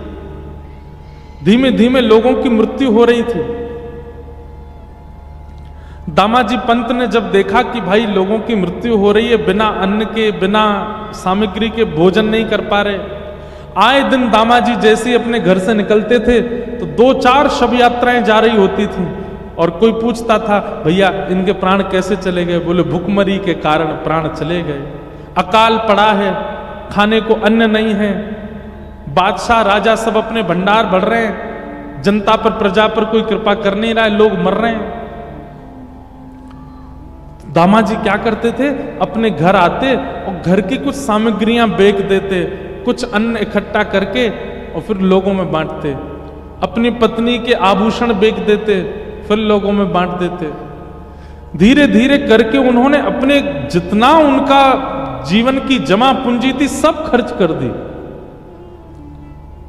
और सब करके करते क्या थे? अन्न खरीदते, अन्न लाते और लोगों में, गांव में बांट देते। जितना उनसे हो पा रहा था लोगों की सेवा में दे रहे थे। लेकिन एक समय ऐसा आया, श्री दामाजी पंत के पास में अब बेचने के लिए कुछ भी नहीं था। एक घर में कितनी सामग्री होगी? ज्यादा से ज्यादा 2-4 घरों को दे सके इतनी सामग्री थी। लेकिन यहां भुखमरी तो पूरे क्षेत्र में थी, अकाल तो पूरे क्षेत्र में था। तो दामाजी पंत एक दिन रात भर सोचने लगे, क्या करूं मैं? कैसे इन जीवों का कल्याण करूं? कैसे इन लोगों को मरने से बचाऊं? क्योंकि वे एक सूबेदार थे, एक तहसील पूरी, एक जिला पूरा उनके अंदर में ही आता था। तो बादशाह का अन्न कोष, उसकी चाबी उन्हीं के पास ही रहती थी। बहुत ध्यान से सुनना। बादशाह के अन्न कोष की चाबी उन्हीं के पास रहती थी। दामाजी पंत ने अपनी पत्नी को रात में बुलाया और कहा, देवी मेरे मन में एक योजना तो है लोगों के घरों में अन्न पहुंचाने की, लोगों की मृत्यु को टालने की, लोगों को जीवन देने की, पर इस योजना से मेरे प्राण चले जाएंगे। पत्नी घबरा गई, बोले आप कैसी बात कर रहे हैं? ऐसा कुछ भी नहीं करना जिससे आपके प्राण जाए, मैं कहां जाऊंगी फिर? दामाजी कहने लगे, देवी मेरे एक के प्राण जाएंगे पर लाखों के प्राण बच जाएंगे। और ऐसा भी हो सकता है कि मेरे तो प्राण जाएं, साथ में तुम्हारी भी प्राण ले लिए जाएं।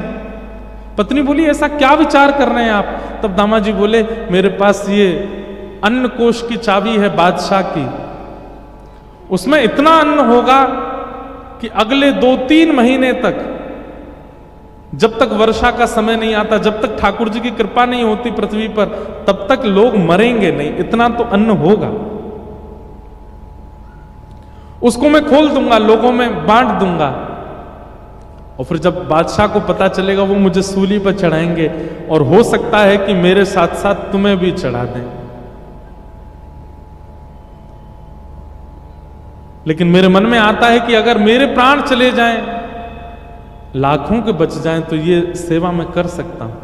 अब इस बात को सोचिएगा, ऐसी विचारधारा रखने वाला व्यक्ति वो कपटी नहीं हो सकता, उसके चित्त में छल नहीं हो सकता, उसके चित्त में चतुराई नहीं हो सकती।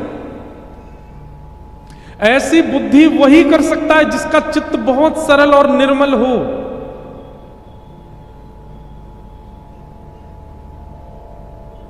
हम लोग ऐसी विचारधारा वाले नहीं हैं। हम लोगों की विचारधारा विचित्र है। संकट आने पर हम अपनी रक्षा प्रधान मानते हैं, इसलिए हम लोग अब सहज नहीं बचे। हम जो इस काल के लोग हैं, हम में से सहजता, सरलता, निर्मलता निकल चुकी है। इसलिए हमको ज्ञान वैराग्य का आश्रय लेना पड़ेगा अपने कल्याण के लिए। प्राचीन भारत के लोग सरल थे, सहज थे, चतुर नहीं थे, इसलिए भक्ति मात्र उनका कल्याण कर देती थी। दामाजी पंत ने अपनी पत्नी से कहा, मैं अन्न कोष खोल करके लोगों में बंटवा दूं, मेरे प्राण तो जाएंगे पर इतने लोग बच जाएंगे। पत्नी ने कहा, मुझे स्वीकार है, आप कीजिए। और श्री दामाजी पंत ने अन्न कोष का भंडार खोल दिया और राजा बादशाह को पता ना चले, रात रात में पूरे पूरे लोगों से लुटवाया खूब अन्न। इतना अन्न था उस अन्न कोष में कि 1 महीना तक लूटते रहे, फिर भी कम पड़ गया, फिर भी खत्म नहीं हुआ।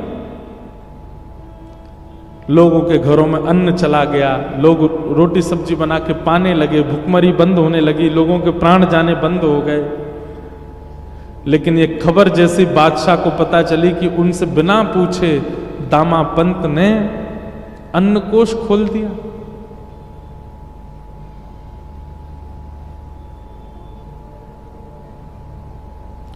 बादशाह ने आज्ञा कर दी, तुरंत बंदी बनाओ, और दामा पंत को पकड़ करके बंदी बना करके सूली पर चढ़ा दो। मुझसे बिना आज्ञा लिए इसने ये किया कैसे? राजा के जो सेना थी, उस सेना गई घोड़ों पर बैठ करके। दामाजी को पता था कि एक दिन तो ये होना है, और आज जैसी सैनिकों को आते देखा, अपनी पत्नी को मुस्कुराकर देख करके बोले, देवी अब मुझे आज्ञा दो, अब मुझे जाना होगा। देखो ये सब आ रहे हैं, ये मुझे ले जाने ही आ रहे हैं और मुझे सूली पर चढ़ाएंगे। तुम ध्यान रखना अपना, और अपनी भक्ति तो करना ही, साथ ही मेरा स्मरण करके मेरा भजन की जो क्रिया है उसको भी तुम करती रहना। पत्नी बहुत रोई, दामाजी को बंदी बना लिया, और बंदी बना करके सेना जो थी ले जाने लगी। चलो, राजा की आज्ञा है, तुम्हें सूली पर चढ़ाना है। हाथों में हथकड़ी, पैरों में बेड़ियां बांध करके ले जा रहे थे दामाजी को। थोड़ी दूर पर पंढरपुर आया, और पंढरपुर आते ही नेत्र सजल हो गए श्री दामाजी के। और जो सेनापति था उससे कहा, एक अंतिम इच्छा मेरी पूरी कर देंगे आप? बोले, क्या? ये मेरे इष्ट का स्थान है, श्री पंडरीनाथ भगवान यहां विराजते, आपकी अगर आज्ञा हो तो मैं ठाकुर जी को केवल प्रणाम कर लूं। प्रणाम करके मुझे बस उनका दर्शन करना है। ठाकुर जी के सन्मुख दामाजी को ले गए। दामाजी ने सजल नेत्रों से कहा, हे विठल, हे विठोबा, मैंने अपने लिए कुछ नहीं किया, केवल आपको भजने वाले वैष्णव, आपके जन, ये संसार के लोग ये केवल खा सकें, इनके अकाल मृत्यु से, अकाल कारण से मृत्यु ना हो, बस इसलिए मैंने वो अन्न कोष खोल दिया। किया मैंने गलत है, ये अपराध मैंने किया कि एक बादशाह का अन्न कोष, एक राजा का अन्न कोष उससे बिना पूछे मैंने खोल दिया। लेकिन मैं अगर उनसे पूछने जाता तो वो कहीं ना कहीं चाबियां भी मुझसे अपने पास रख लेते, और फिर मैं जीवन में कभी मानव सेवा नहीं कर पाता, लोगों को अन्न नहीं दिलवा पाता। इसलिए मैंने उनसे पूछना उचित नहीं समझा। बिना पूछे ये क्रिया मैंने की, जो कि है तो अपराध। लेकिन भगवान, इस अपराध से क्रुद्ध होकर के, नाराज होकर के आप चाहे जो मुझे दंड दीजिएगा, पर नाथ अपने से दूर मत कीजिएगा।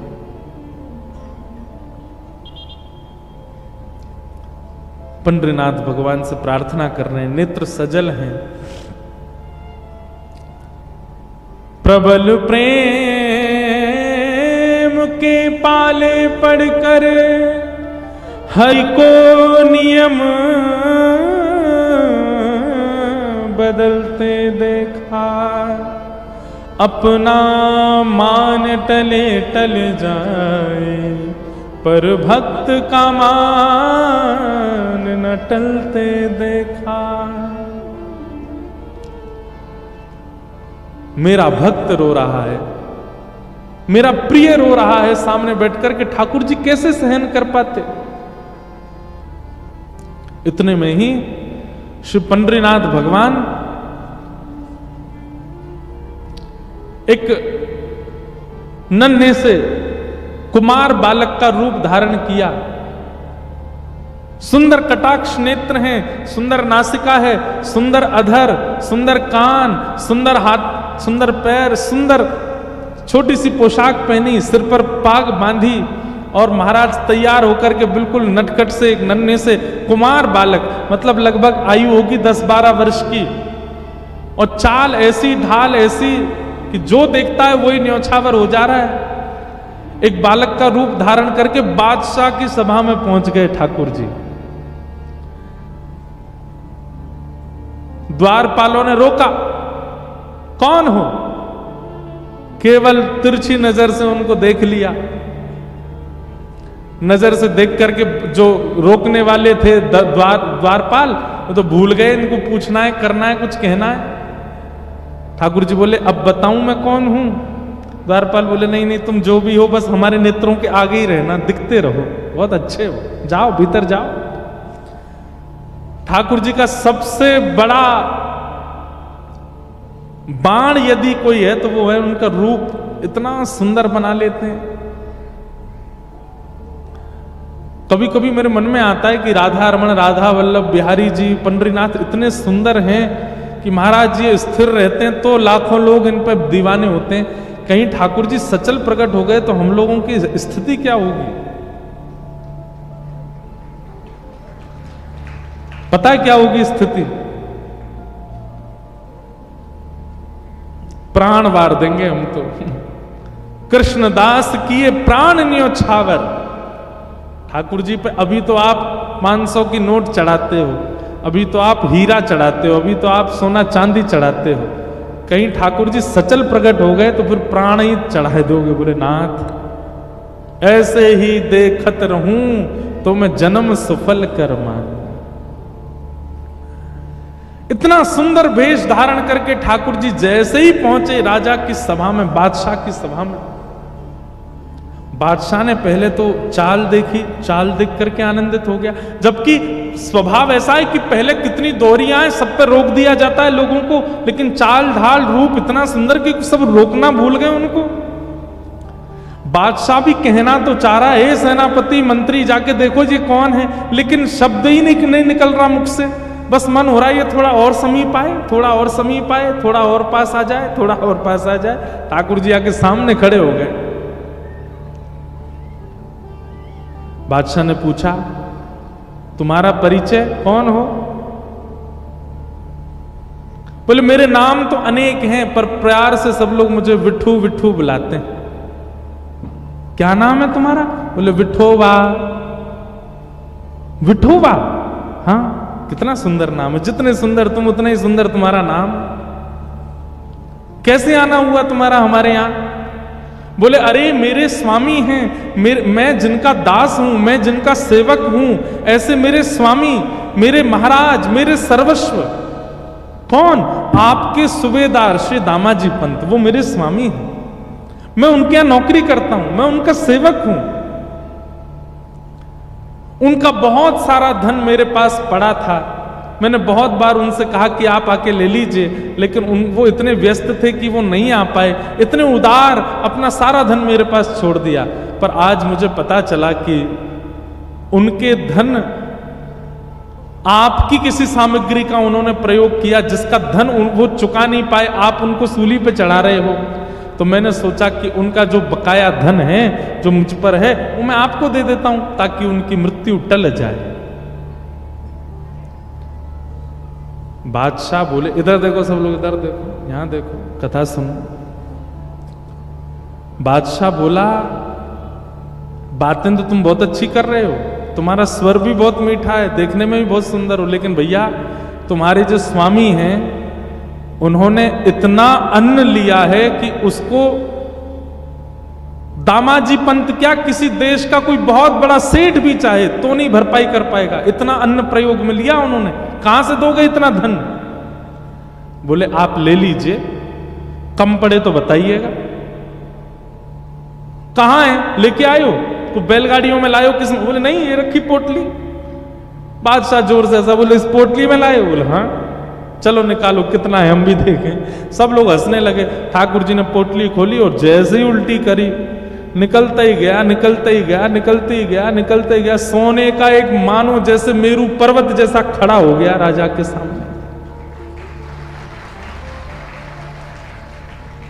बादशाह तो आज पहले तो रूप पे मोहित हो गया, फिर वाणी पर मोहित हो गया, चाल ढाल पर मोहित हो गया, फिर ये चमत्कार देख करके वो तो बिल्कुल मानो जैसे न्योछावरी हो गया। भैया बस बस बस बस बस करो, ये तो अन्न क्षेत्र में इतना अन्न नहीं था जितना तुम धन दे रहे हो, ये तो उससे बहुत ज्यादा दे रहे हो। और ये कैसा तुम्हारे पास ये चमत्कारी तुम्हारा ये झोला है छोटा सा, इसको उल्टा कर दो, इतना निकलता है। ये मेरे स्वामी श्री दामाजी पंत ने मुझको दिया है, आपसे प्रार्थना है मेरे स्वामी को मुक्त कर दीजिए। ऐसा कह करके पोटली अपने कमर पर बांध के ठाकुर जी तो वहां से चाल ढाल करते चले गए। राजा देखता ही रहा अपलक नेत्रों से।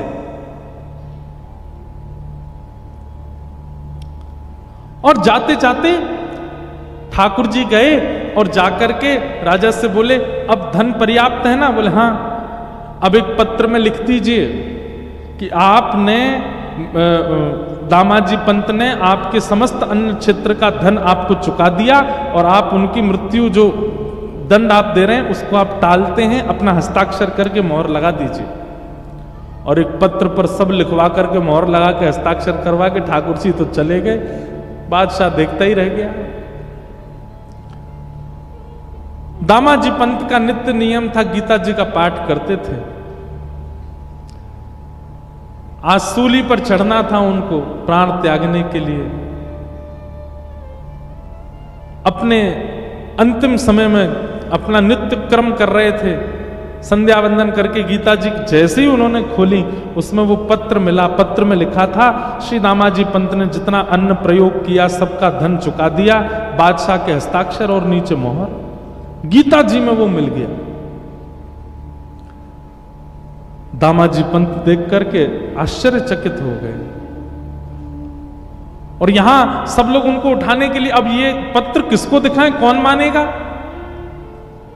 पत्र तो देख लिया, इतने में कुछ लोग आए और राजा ने उनको भेजा था सेना को, और सेना से जाकर के कहा, भैया दामाजी पंत की जो मृत्यु के लिए सूली बनाई है ये स्थगित करो।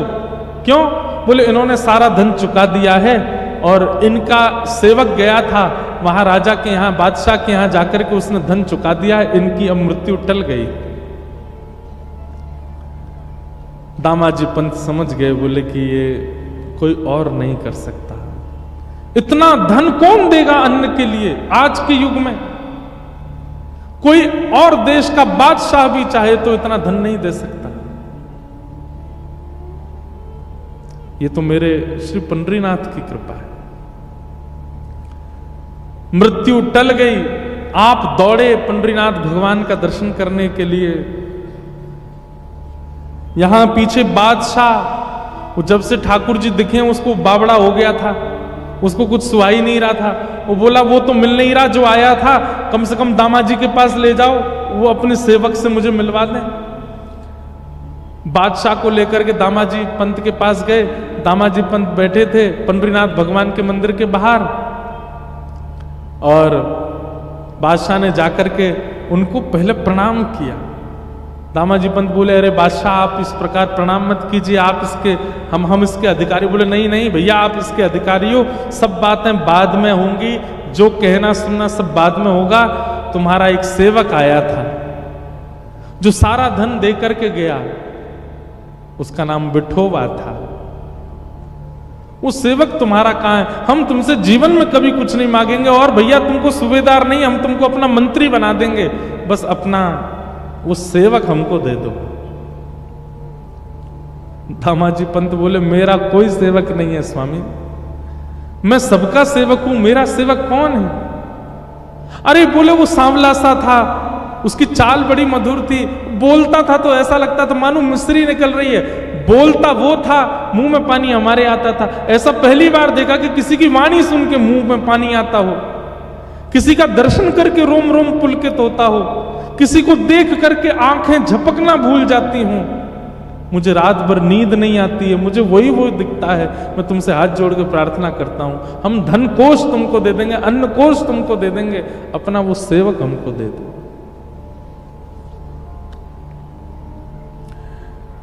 बादशाह का हाथ पकड़ करके दामाजी पंत सीढ़ियों पर लेकर के गए और कहा, नेत्र उठा करके देखो कहीं ये तो नहीं थे। सामने श्री पंडरीनाथ भगवान खड़े थे। जैसे ही बादशाह ने दृष्टि उठा करके देखा तो बाकी सबको तो वो पंडरीनाथ जी के रूप में दिख रहे थे, पर बादशाह के आगे वो साक्षात जो विठोबा आया था वैसे ही प्रकट हो गए। और प्रकट होकर के वैसे ही नैन मटकाने लगे, वैसे ही मुस्काने लगे, वैसे ही अपने अंगों को हिलाने लगे। बादशाह देख करके उनका मुरीद हो गया, हृदय से लगा लिया। दामाजी पंत ने बोले, भाग्यशाली हो भैया तुमने कोई जप नहीं किया, तप नहीं किया, कोई पुण्य नहीं किया, तुमने साक्षात हमारे परमात्मा का दर्शन कर लिया। तुम्हारे यहां जो विठोबा आए थे यही है, यही पंडरीनाथ ही आए थे। दामाजी पंत ने तो सब छोड़ करके पंढरपुर वास कर लिया।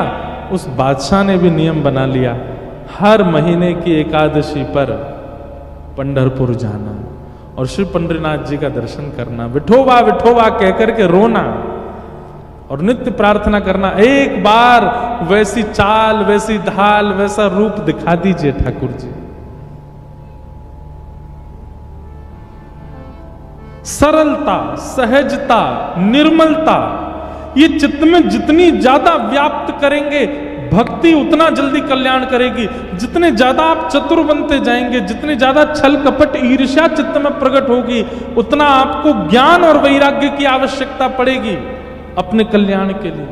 नहीं तो भक्ति केवल पर्याप्त है।